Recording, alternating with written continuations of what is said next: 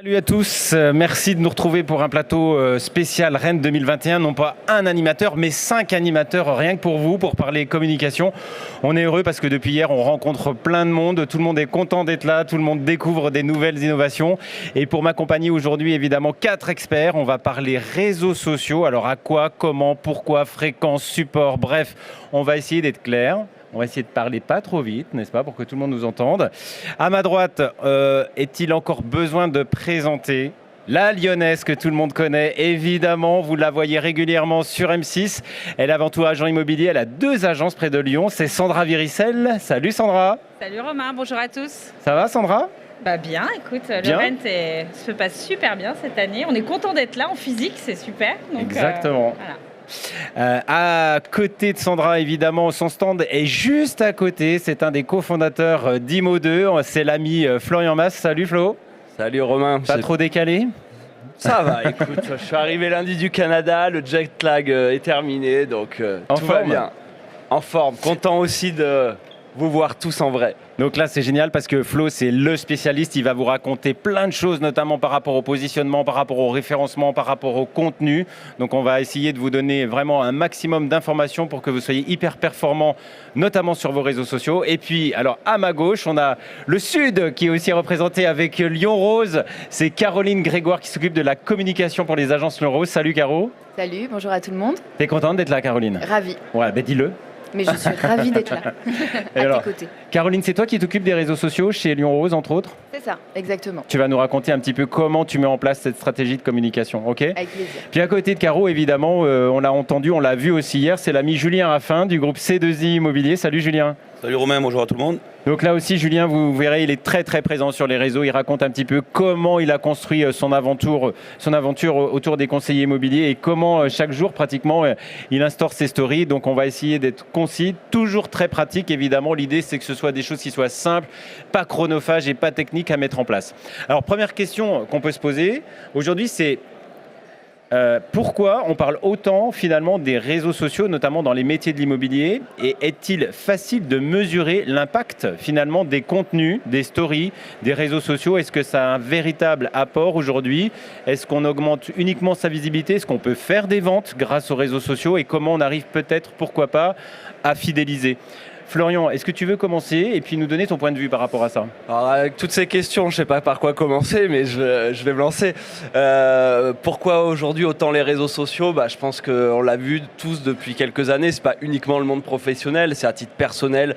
On est tous en train de compter la story de notre vie, donc le prolongement de tout ça professionnel, c'est de raconter l'histoire de son métier, de son agence, de sa vie sur le terrain.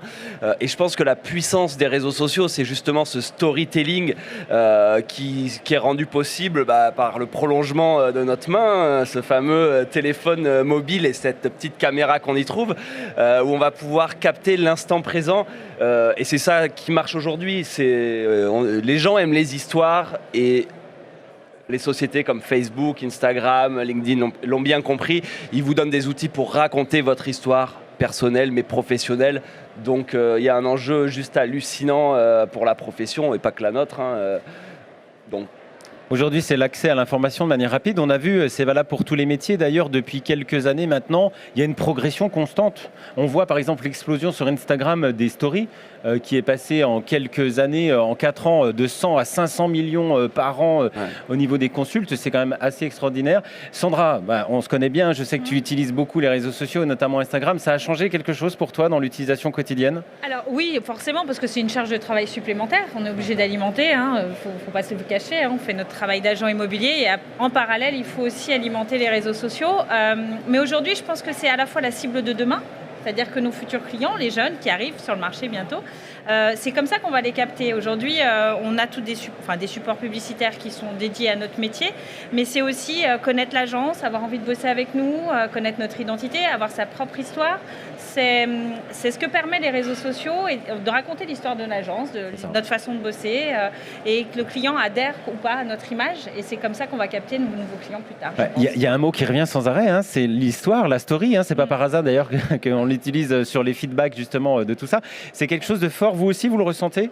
Caroline, comment ça s'instaure au sein de Lyon Rose, l'organisation de la communication sur les réseaux sociaux? Est-ce que c'est quelque chose qui est fait quand on a le temps? Est-ce qu'au contraire, c'est stratégique, c'est programmé? Alors nous, on a un format un peu particulier parce que du coup, on a, moi, il y a peu d'agences immobilières qui ont un service com. Je suis pas sur le terrain, donc du coup, on va avoir une communication sur les réseaux sociaux qui va être un peu plus programmée, on va essayer d'être dans l'histoire, nous aussi. Et en fait, c'est un autre point de contact. Pour aller capter les gens qu'on pourrait, comme quand on va faire du tap-tap ou quand on distribue des flyers. Là, sur les réseaux sociaux, on essaye d'aller capter des gens, donc de leur raconter quelque chose, parce que concrètement, tous les agents immobiliers ont la même chose à raconter. On a signé, on a vendu, on pose un panneau, tout va bien, on a le sourire, l'équipe est en forme, l'équipe prend les croissants le lundi matin. Donc cette histoire, elle va au-delà. Pour moi, du storytelling, c'est de l'ADN. Il va falloir essayer de transmettre quelque chose, et c'est ce qu'on essaye de faire chez Lyon Rose, de transmettre un peu ce qui peut nous différencier, mais de l'organiser quand même. Ça reste une stratégie de communication, ça reste pour aller choper des gens qu'on n'aurait peut-être pas chopés ailleurs, ou aller toucher des gens qui nous ont déjà vus, et voilà, qu'il faut. C'est un des points de contact avec notre clientèle. Alors juste avant de donner la parole à Julien, par rapport à ce que tu viens de dire, Caroline, c'est très intéressant. Tu dis, on raconte comme si c'était quelque chose d'acquis, hein, qu'on a un truc à vendre, qu'on l'a vendu, que l'équipe va bien. Moi, je rencontre encore beaucoup de professionnels aujourd'hui qui me disent, mais je n'ose pas mettre en avant mon image. Est-ce que je suis crédible en faisant ça? C'est la crainte de certains de dire quel contenu pertinent aujourd'hui dois-je utiliser? Est-ce que mon image est importante? Et vous l'avez acquis, pour toi c'est une certitude. Ce dont il faut qu'on soit conscient aujourd'hui, c'est finalement que nos clients, nos prospects veulent nous voir en tant que personne. Ils ne veulent pas voir juste une marque ou un produit, on est bien d'accord. Sur les réseaux sociaux, en fait, ce qu'il faut garder en tête, parce qu'il y a des agents immobiliers qui ont peur de se lancer, c'est qu'on va développer une communauté. Avant, on se lançait sur les blogs. Et on ne s'interrogeait pas en fait sur ce que les gens pensaient. On se lançait et on se disait que les gens qui nous lisaient nous appréciaient. Sur les réseaux sociaux, il faut avoir cette confiance-là. Les gens qui ne veulent pas nous suivre ne vont pas nous suivre et ils vont aller suivre le confrère ou autre. Par contre, ceux qui sont là, ceux qui vont liker votre page et ceux qui vont décider de suivre votre vie, ils sont conquis. Donc allez-y. Sur les réseaux sociaux, on va aller suivre la vie du cousin, de la cousine, le pote de lycée, son enfant. On se sent en confiance. Et si un particulier vous suit en tant que professionnel, c'est qu'il a confiance, c'est qu'il est bien. C'est qu'en fait, votre vie l'intéresse, votre métier l'intéresse. Donc il faut partir de ce principe-là. S'ils n'ont pas envie, ils iront sur autre chose et ils basculeront. Donc peu importe. Ok. Julien, toi tu diriges beaucoup de conseillers immobiliers. Tu en as combien aujourd'hui ? Au sein du réseau 220 à peu près. 220. On a déjà évoqué ce sujet, notamment sur l'importance et la place du conseiller immobilier à travers sa communication. Comment ça s'instaure au sein du réseau? Est-ce que tu leur as donné des clés justement pour pouvoir instruire une communication qui soit adaptée? Ouais, nous sur le réseau, il y a 2 personnes qui s'occupent de la communication. Donc une personne, Charlotte, de la communication au niveau digital. Donc on va leur donner déjà, comme le disait Caro, le fait de passer à l'action. On ne recherche pas du professionnalisme, surtout pour du contenu éphémère, notamment les stories. En fait, on va avoir 2 types finalement d'interactions. Ça va être l'interaction programmée. Moi, à titre perso, toutes mes publications sont programmées jusqu'au 31 décembre. D'accord. Lundi, citation, mardi, vidéo, mercredi, conseil. Et le contenu, on va dire à l'instant T, ça va être la story. Ça, c'est vraiment, voilà, j'ai quelque chose à dire. J'ai une joie. C'est pas forcément prévu, tu veux dire. Là, en fonction de la situation dans laquelle on est, on va poster une story, c'est ça? La story, c'est vraiment, c'est pas prévu. C'est je vis quelque chose, j'ai envie de le partager. Avant, j'appelais mon ami, ma copine, mes parents pour leur dire. Aujourd'hui, je vais avoir, comme tu le disais, une communauté. Nous, chez C2I, on appelle ça la tribu, c'est la même chose. Mais vraiment une communauté de personnes. Ils aiment, ils suivent. Et c'est un effet boule de neige, il y a de plus en plus de personnes. Et si ils n'aiment pas, ils se désabonnent. C'est pour ça qu'il faut être à l'aise avec ce qu'on fait. Et l'intérêt, c'est vraiment que les personnes, quand elles nous voient, que ce soit des clients, finalement, l'acheteur, le vendeur, le bailleur ou le locataire, ou notre clientèle aujourd'hui, qui est le conseiller indépendant ou l'agent immobilier, peu importe, tout de suite, on est en phase. Donc cette phase de création de liens et de confiance, elle est naturelle. Et c'est vrai que là, j'ai rencontré des personnes avec qui je discute depuis 2 ans sur les réseaux. En fait, je leur disais, au bout de 3 minutes, on parle vraiment, on se connaît déjà. On se connaît, en fait. C'est ce qui est formidable. En fait, c'est un gain de temps. Et si ça ne plaît pas, on ne se serait pas croisés. Donc, on gagne tous du temps avec ça. On gagne du temps. J'allais rebondir là-dessus, si tu me permets, Romain. Tu parlais de ROI. Et c'est une question souvent que posent beaucoup de professionnels de l'immobilier. C'est quoi le ROI de mes réseaux sociaux? Comment je mesure? Comment je mets des chiffres? Je pense que le ROI, il est simple. En fait, c'est quand vous rencontrez la personne physiquement, si elle vous dit « c'est fou, j'ai l'impression de te connaître », Il est là, ton ROI. Tu as fait le job. Tu as fait le job. C'est ça. Du coup, tu as créé une connexion et comme dit Julien, tout de suite, tu peux partir dans la relation d'affaires, parler business, etc. Parce que la confiance, elle est là. La personne a l'impression de te connaître. Toi, tu le sais. Tu es présent sur les réseaux sociaux. Moi aussi, tu vois, quand ça passe sur le stand IMO 2, il y a plein de gens qui me disent « Ah Flo, je te connais, je suis trop content de te voir ». Il est là le ROI, tu vois, on ne mesure aucune KPI, nous, de réseaux sociaux ou de ce genre de choses sur Instagram ou quoi, tu n'en as aucun chiffre. On s'en fout. C'est juste ce moment où tu connectes avec la personne et elle te connaît, tu as rentabilisé ton action, quoi.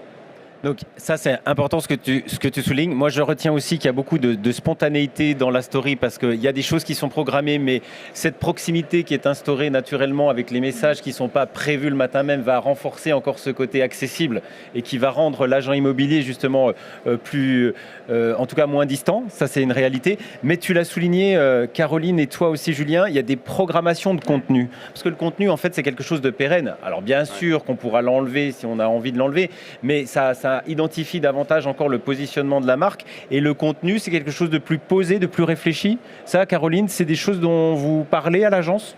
En tout cas, c'est une question qu'ont tous les agents immobiliers quand on lance le sujet des réseaux sociaux, c'est combien de posts et moi, je réponds à chaque fois, c'est comme tout en fait. Faire de la quantité, si c'est pas vous, si vous n'avez pas réfléchi à ce que vous voulez transmettre comme message, faites de la quantité, ça ne marchera pas.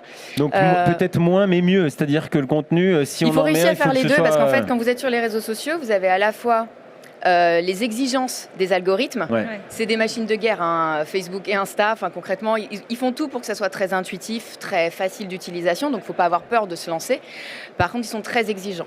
Si on regarde les exigences d'Insta, c'est un post par jour, c'est un reel par jour, c'est une IGTV. Alors, l'IGTV va disparaître, mais par mois, je crois, un live par mois, etc. Enfin, c'est des exigences qu'un agent immobilier lancé ne peut pas tenir. Parce que voilà, c'est beaucoup de Sauf s'il fait appel à quelqu'un, du coup, s'il prend un CM pour gérer sa communication. Oui, alors après, la difficulté, c'est celle que moi je rencontre par exemple, c'est que quand on n'est pas sur le terrain, confier ça à quelqu'un qui n'est pas sur le terrain, il peut manquer ce contenu qui est authentique. Voilà, il peut manquer ce contenu authentique. Mais du coup, voilà, moi je pense qu'il faut à la fois donner à manger à ces machines de guerre. Donc il faut tenir un certain rythme. Quand on se lance, il faut se mettre sur l'agenda 2 créneaux au moins dans la semaine. Ouais, puis il faut être régulier. Il faut être régulier. La régularité. Il ne faut pas en faire 10 un mois et puis arrêter pendant un mois et repartir 10. Il vaut mieux en faire un par semaine et s'y tenir toute l'année. Quitte à augmenter après. Puis j'ai des habitudes qu'on prend. Après, on trouve les sujets plus facilement, etc. Et donc du coup, en termes de contenu, on peut programmer certaines choses. On peut faire très facilement une espèce de planning éditorial. Ouais. Tiens, aujourd'hui, je parle de ma réussite. Tiens, aujourd'hui, je parle de mes clients. Tiens, je parle de mes biens. Et ça vient tout seul après. D'un point de vue purement pratique, Florian, on me pose souvent la question, est-ce qu'il est encore important aujourd'hui d'utiliser sur Instagram les fameux hashtags en fin de contenu. Certains, vous le voyez, en mettent 10, 15, 20, d'autres pas du tout. On nous pose souvent la question. Moi, je suis pour la gang hashtag. C'est important parce que mine 2, vous allez poster auprès de votre réseau, de vos abonnés, mais les hashtags vont vous permettre de toucher une autre audience qui n'est pas abonnée à vous et qui va faire des recherches et vouloir découvrir des comptes, des contenus via les hashtags. Donc après, le but, c'est de bien les sélectionner pour toucher la cible qu'on veut toucher. Donc, quand on est un professionnel de l'immobilier, les hashtags locaux, le nom de la ville, du quartier, la base c'est ça. ultime, parce que des fois, moi, par exemple, je veux... Est-ce que ça augmente la visibilité sur la personne qui va hashtaguer à chaque fois des villes ou des marques Est-ce que ça renforce justement l'algorithme d'Instagram sur le fait qu'on soit vu sur un feed ? Après, sur les recherches de hashtags, en fait, il y a deux flux. Il y a le flux des posts les plus récents qui ont le hashtag. Donc, par exemple, je mets hashtag Bordeaux. Là, je vais voir tous les derniers posts qui ont utilisé ce hashtag. Alors, bien sûr, il est très temporaire parce qu'il y a beaucoup de contenu avec ce hashtag. Et ensuite, il y a l'autre flux de recherche hashtag qui est ce qu'ils appellent le top. Les top posts sur les hashtags. Alors là, ça va être les posts qui ont le plus d'engagement sur ce hashtag. Alors là, c'est le Graal d'arriver à se positionner dans ce top engagement, sauf que vous êtes aussi en concurrence avec des milliers d'influenceuses qui ont fait une photo à Bordeaux et qui ont recueilli des milliers de likes. Donc, il faut que ça soit un objectif, mais il faut aussi bien chercher à viser juste, quoi. Il ne faut pas se positionner sur le hashtag Bordeaux en top hashtag, c'est dur. Ouais. Sandra, toi Romain, si je peux juste pour compléter, tu demandais tout à l'heure s'il y avait des chiffres, des choses comme ça pour étayer un peu. Ouais. Donc c'est 30 hashtags par post. Aujourd'hui, Instagram ne prend plus en compte les hashtags dans les commentaires. Donc déjà, on peut arrêter ça, c'est nouveau. Arrêtez les hashtags dans les commentaires. Voilà. Et après, ce qu'il faut, justement, l'exemple de Florian, et d'ailleurs, les chiffres, je les ai tirés d'un article d'Imo2. Le hashtag Bordeaux, c'est ce qu'on appelle des hashtags mondiaux, en fait. C'est comme, au départ, Insta, c'est la jolie photo du soleil qui se couche avec hashtag plus beau jour de ma vie. Ça, personne ne va vous trouver, parce que tout le monde l'écrit, etc. Donc les hashtags, ça se travaille.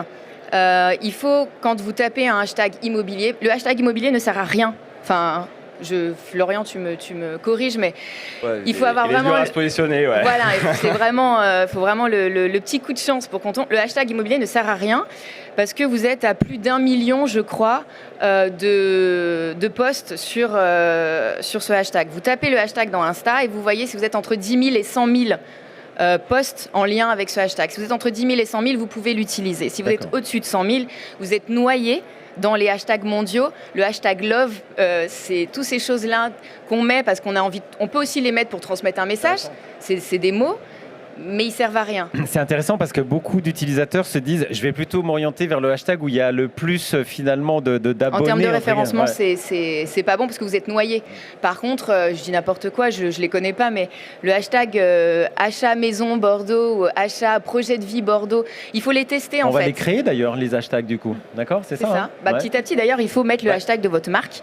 Créez votre hashtag. Hashtag Lyon Rose, hashtag Imo2. Créez-le parce que quand les gens recherchent, ça marche. Et je te prends un exemple sur le top hashtag, juste pour y revenir. Par exemple, en termes de positionnement, si je reviens sur l'édition précédente du Rent, le hashtag c'était par exemple Rent19. Si tu tapes Rent19 aujourd'hui, dans les top hashtags, tu sais que tu vas avoir des photos d'Imo2 où il y a des gens qui boivent des bières. Je pense que Romain, toi, tu es bien positionné dessus. C'est de l'image de marque qui reste dans le temps. Petite annonce. Attention, le ministre. On peut demander à la ministre si elle utilise Instagram. Je pense qu'elle est dessus. Ouais, je pense. Ouais. Vous êtes invités à rejoindre cette salle dès à présent. La conférence avec Emmanuel. C'est plus fort qu'hier. Hein. Ah oui, mais ça dépend de l'invité. Il parlait, mais parce que je pense que quelqu'un leur a dit il n'y a pas assez de monde dans les conférences, il faut que ça parle plus fort. Immédiatement en salle de conférence numéro 2. Merci beaucoup. Donc, Flo, pour terminer. Non, écoute, j'avais fini. T'avais fini. C'est pas... toi, Sandra, tu es une belle utilisatrice finalement des réseaux sociaux. On te trouve évidemment, si vous n'êtes pas encore abonné sur Sandra, vous pouvez aller sur son compte. Tu as des dizaines de milliers d'abonnés, Sandra. Au niveau de la gestion, tu arrives à trouver justement, ça a été assez rapide, l'ascension d'Instagram. Alors oui, nous on a une visibilité qui est un petit peu différente grâce à l'émission. Donc c'est sûr, on a un flux du coup qui est un peu plus important. Après, il y a l'agence qui est comme toutes les agences. On a créé un Instagram. En fait, ce qui décourage souvent les agents immobiliers comme moi au débarrage, c'était compliqué parce que je suis pas, j'ai pas la fibre forcément réseaux sociaux au départ. Mais ce qu'il faut, c'est de la régularité, c'est se lancer, pas avoir peur. On peut toujours effacer du contenu. Les stories, ça reste 24 heures.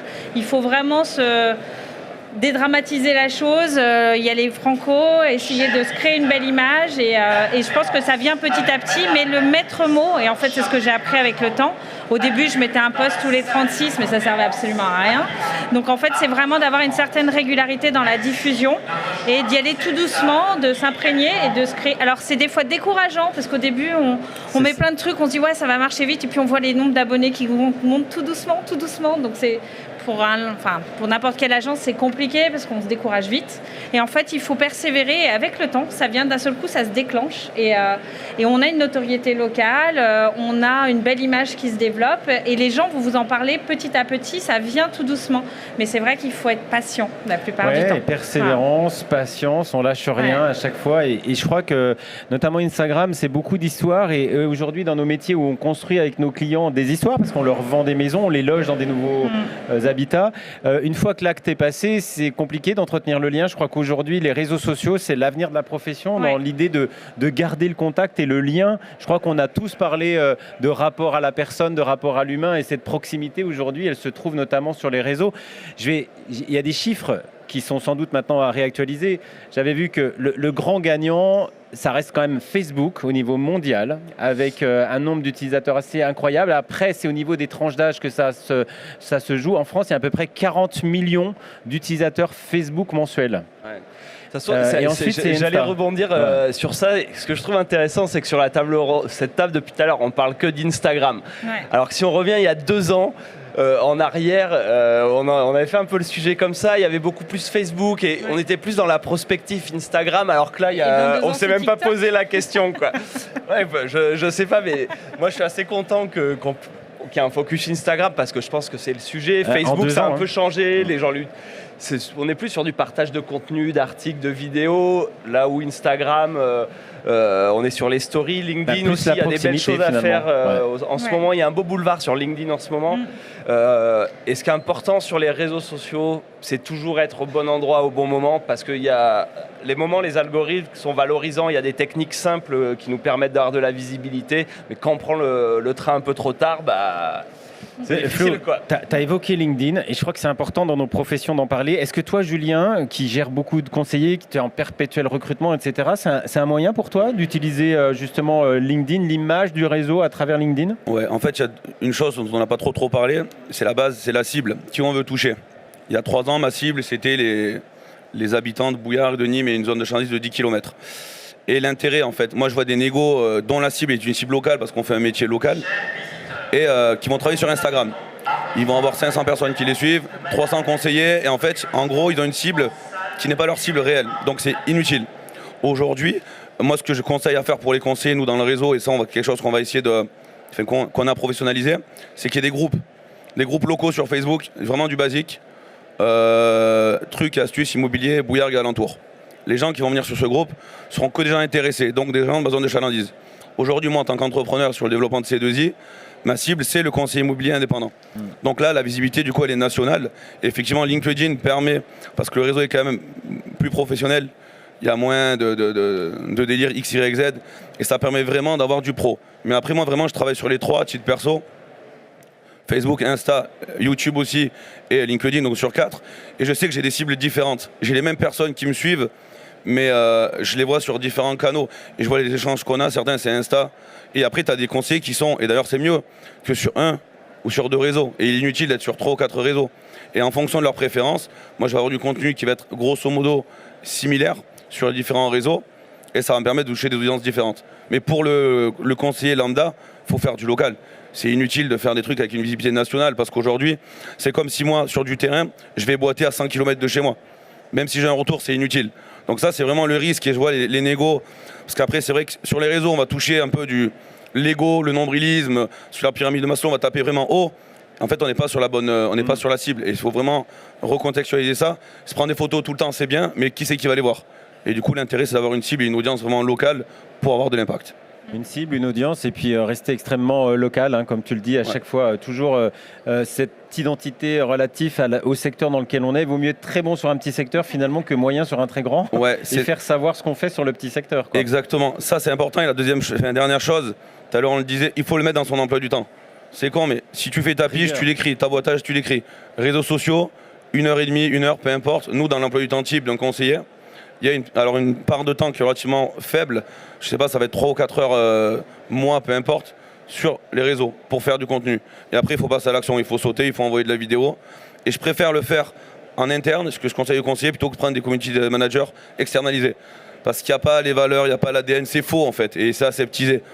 Quand je vois quelqu'un, il faut qu'il me connaisse. Parce que c'est moi, c'est imparfait, mais c'est moi. Community manager, il va rendre tout parfait. Comme là, ils nous ont maquillés, mais c'est pas nous en fait. Si. Et c'est moins bien parce que quand on te voit, c'est merde. Et donc l'idée, c'est de le faire soi-même. Avec le cœur, il y a plus d'impact. Avec le cœur, ouais. Toujours. Toujours. Tu as parlé de vidéo. On sait que la vidéo, en termes de contenu, Florian, c'est quelque chose d'extraordinaire. Par rapport à un simple post, une photo, plus il y a de contenu et plus logiquement la visibilité va être augmentée. Ouais, depuis toujours le contenu, la vidéo est un peu le Graal pour les réseaux sociaux.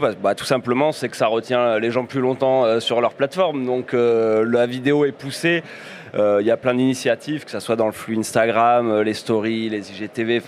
Donc ouais, la vidéo reste au cœur de la stratégie réseaux sociaux que vous devez avoir, et ça va continuer dans le futur. Je pense que la vidéo a de beaux jours devant elle. Et de toute façon, on le voit avec les iPhones et tout, ils sont à fond dans l'amélioration de la vidéo, du captage vidéo sur des mobiles. Donc il y a... Oui, Sandra ? Non, moi je trouve que pour notre métier, justement, la vidéo, c'est super pour faire passer un message ou une information. C'est plus facile qu'avec une photo, en fait. Ouais. Donc c'est vraiment un outil qu'on peut utiliser fréquemment pour notre métier et pour faire passer le message aussi, en local ou en... Comme tu dis, rapport d'émotion. Et surtout, il y a environ 80% des visiteurs sur les sites qui ne lisent pas les contenus en entier. Hein. Donc en fait, quand vous expliquez naturellement vous-même à travers une vidéo ce que vous voulez faire passer comme message, que ce soit pour la promotion d'un bien ou d'un client content, etc., dites-le, utilisez votre image. D'accord ? C'est ça, hein, l'idée. Ouais. Bon, vous l'avez compris. Merci à tous, en tout cas, d'avoir participé à cette table ronde sur les réseaux sociaux. On pourrait en parler évidemment bien plus longtemps. On rappelle, Caroline Grégoire, c'est Lyon Rose Immobilier du côté de Lyon-Est. C'est ça, tout à fait. On est d'accord. Avec le site Instagram, Facebook, LinkedIn. L'ami Julia Raffin, c'est C2 Immobilier, c'est Nîmes. Sur les trois... Ouais. Bouillargues, exactement. Bouillargues, évidemment. Et puis, alors, l'ami Sandra, évidemment, c'est Lyon 6e, mais pas que. Pas que, non, Tassin aussi. Ouais. Il y a Tassin, évidemment. Vous pouvez la rejoindre sur Instagram. Et puis, évidemment, Imo2 avec Flo qui met beaucoup de contenu. Une petite story en live, tu vois. On va la partager, évidemment. Ouais, je vais te taguer, t'inquiète. On va tout repartager, c'est formidable. Merci à tous de nous avoir écoutés. Bon salon Rennes à vous et à bientôt. Merci Romain de l'accueil. Salut.